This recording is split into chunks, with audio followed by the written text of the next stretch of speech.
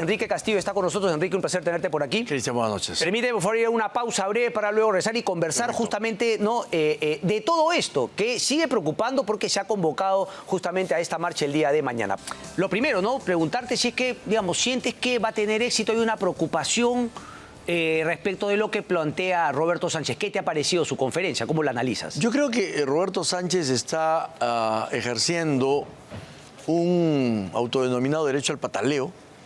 Creo que poco responsable. Me parece que además poco coherente y poco consistente con lo que él mismo dice. Tiene una conducta bastante zigzagueante porque por momentos dice que va a respetar el voto de los resultados electorales y después los cuestiona. Dice que no tiene nada contra los votos del exterior y sin embargo los quiere anular. Dice que él no tiene intención de ejercer la violencia, pero llama a movimientos a las calles. Entonces, creo que esto es algo que lo está dejando a él en muy mala situación.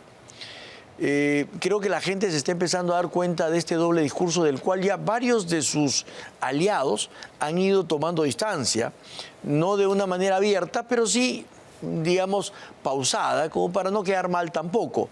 Y hasta el más radical también como que se ha volteado, que es Antauro Humala, ¿no? Exactamente, que porque dijo la ironía de Keiko japonesa, pero él dice, ya perdiste, viejo. No, además, ya has perdido por tu culpa, por tus decisiones, por traerme a fulano, sultano y mengano, y por ser, y por traicionar el argumento original.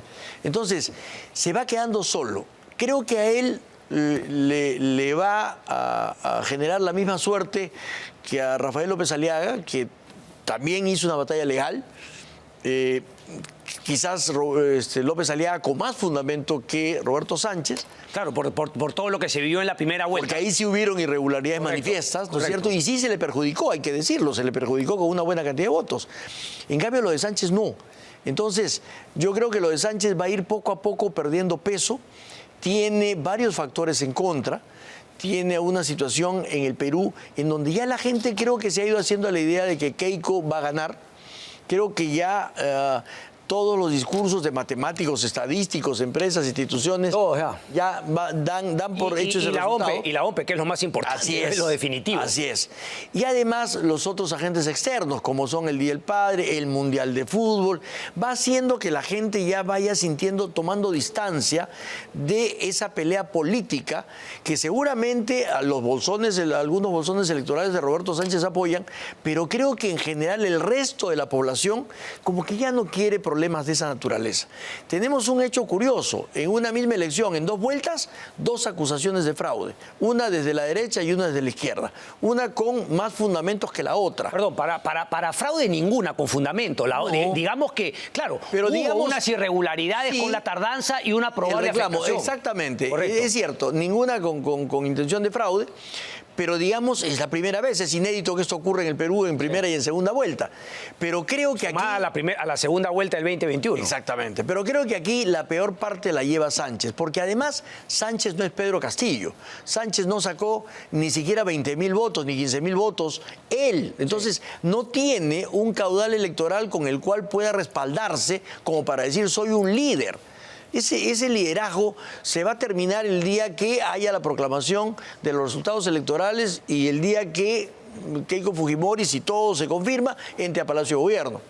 Porque además tiene no solamente eso, sino no tiene un partido sólido. Juntos por el Perú no es otra cosa que un esfuerzo que él ha hecho y que le ha generado una cierta potencia a partir de un castillismo que sí era un bolsón electoral que estaba presente.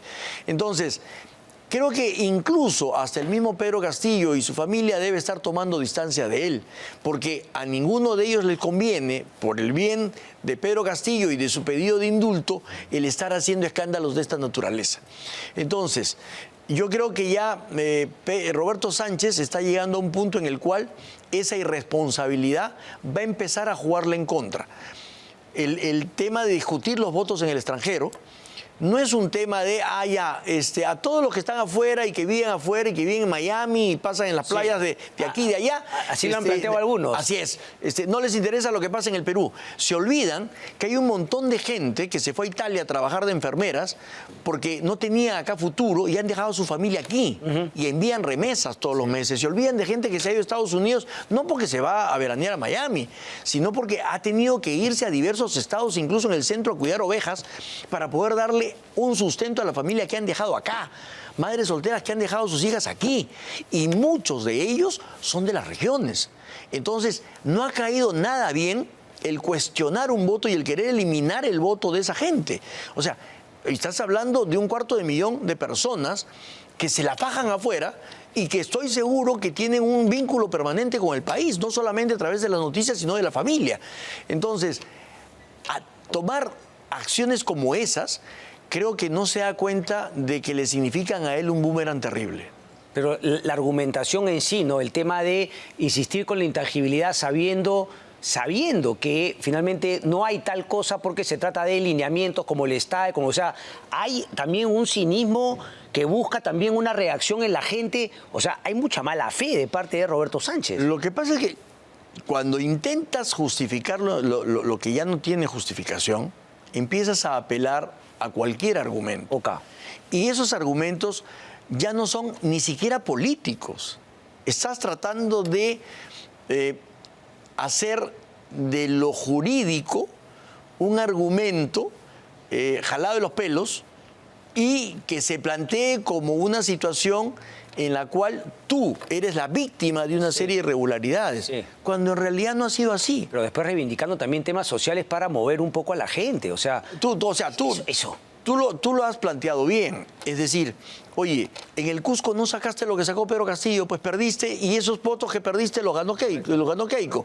En Arequipa no sacaste lo que tenías que sacar. En Cajamarca no sacaste lo que tenías que sacar. ¿Tú crees, Enrique, entonces, perdón que te interrumpa, que si es, digamos, la movilización mañana no tiene la acogida que esperaría Roberto Sánchez, con eso va muriendo justamente esta pataleta, este derecho al pataleo?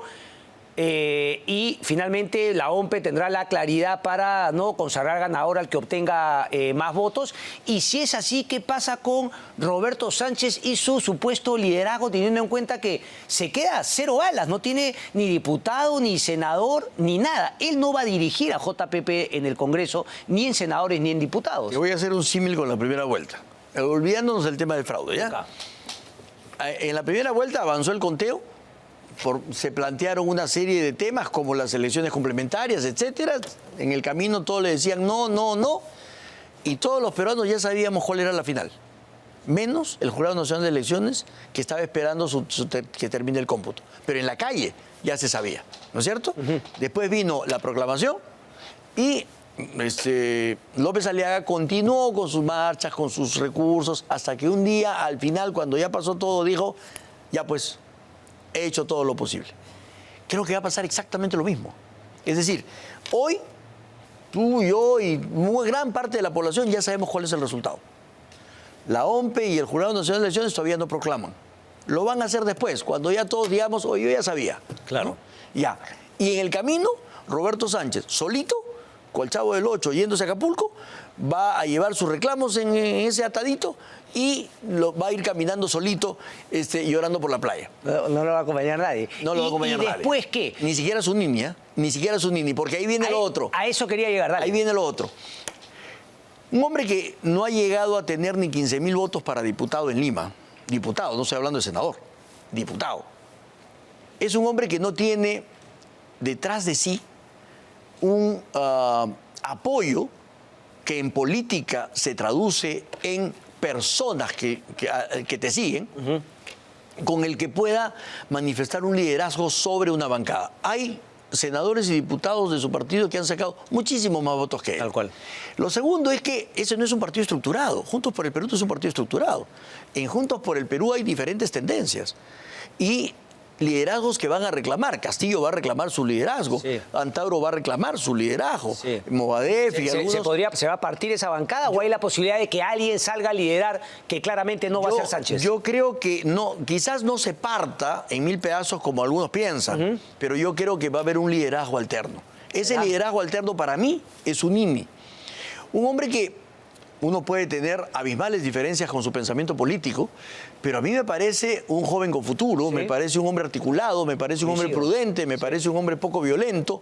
Tan prudente que hoy día ya no ha salido ahí. Me parece además un hombre con el cual se puede dialogar. Es decir, no solamente periodísticamente, sino yo creo que políticamente va a ser capaz de generar un diálogo. Sí. Entonces, creo que justamente no se da cuenta Roberto Sánchez que él está cavando su propia tumba. Porque, como te digo, cuando se vea con su atadito solito caminando por la playa, van a haber otros que van a decir, disculpa, el país sigue caminando, yo tengo que encargarme de lo del Congreso, alguien tiene que ver la bancada, tú sigue con tu reclamo, llega hasta la OEA, llega hasta la Corte Interamericana, pero a nosotros ya nos ganó el tiempo. Y tenemos que seguir dialogando y tenemos que mantener unida esta bancada. Y ahí va a venir entonces liderazgos alternos. López Chau, Zunini, ¿no es cierto? En esas tendencias va a venir... No creo que Belmont, porque va a estar ocupado en su... ¿Quién crees tú que va a tomar la batuta en obras? ¿Barragán es el único o va a surgir alguien? Yo creo que va a surgir alguien y creo que sí, esa es una bancada que puede ser bastante débil como para partirse, como para y ser partirse absorbida por y otras. generar una serie de individualidades que efectivamente puedan ser absorbidas por otras o en otro tipo de bancada. Además, no nos olvidemos que Antauro Humala tiene algunos parlamentarios en Juntos por el Perú, algunos parlamentarios en obras también. O sea, su influencia se extiende un poquito más que de una sola bancada. Entonces, yo creo que ahí va a haber, una vez que empiece la dinámica parlamentaria, va a haber una negociación interna en la cual ya los partidos políticos afuera, salvo los más fuertes, no van a tener peso sobre las bancadas. Cuando me has planteado, bueno, pero cuando me has planteado un poco lo que augura el futuro para Roberto Sánchez, claro, uno no puede dejar de pensar en la palabra karma, ¿no? Respecto de lo que pasó con Yehude Simón y su partido. Parece que eso podría sucederle, porque claro, en la vorágine política va a estar Zunini y él va a estar, no sé, en Huaral o trabajando en algún, pero no creo que...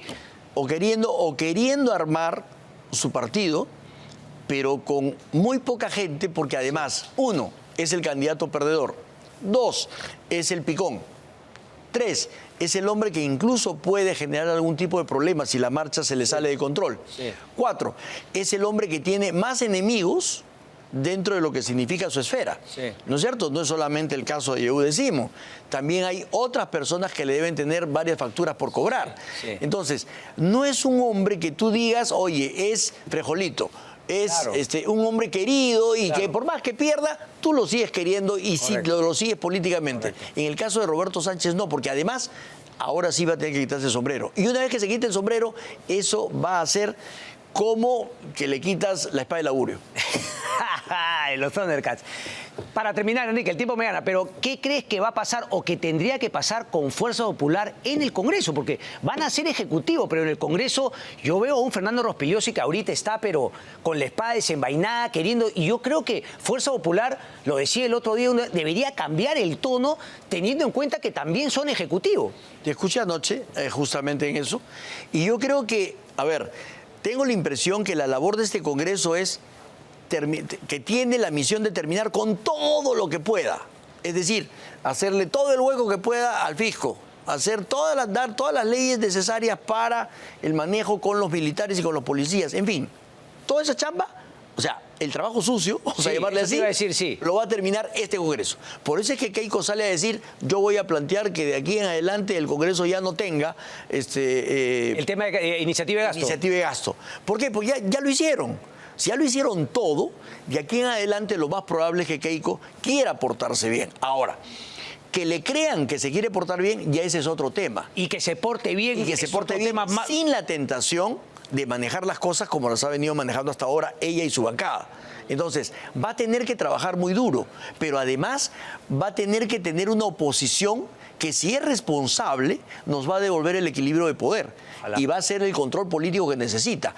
Renovación, primero dijo López Aliaga que iba a ser oposición responsable, ahora dice que puede tener alianzas con el fujimorismo. Yo no sé qué es lo que piense la bancada de Nieto. Yo hago la distinción entre lo que piensa Nieto y lo que piensa la ¿No bancada crees que de puede Nieto. tener una ascendencia sobre su bancada? Yo creo que va a tener alguna ascendencia al comienzo, pero yo no creo que pueda tener el control de la bancada. O sea, Nieto tiene una ambición al 2031 Sí. y su bancada va a tener el trabajo en el Congreso. Entonces, yo creo que aquí va a haber un juego dentro de la dinámica parlamentaria que puede llevarnos incluso a que alguna parte de la izquierda, tipo Perú Libre, termine sentada en la mesa directiva. Ahora, la mesa directiva, ¿a partir de qué? ¿Qué listas van a haber? ¿Va a ser una lista Fujimorismo-Renovación? ¿Va a ser una lista Fujimorismo con alguien más? ¿O Renovación va a decir, no, me voy con Buen Gobierno y con otro más? O sea, eso lo vamos a ver y ahí vamos a marcar las tendencias iniciales. Va a ser bien interesante. Va a ser bien interesante como me lo has planteado, Enrique. Un placer como siempre. Cristian, encantado. Muchas gracias, maestro.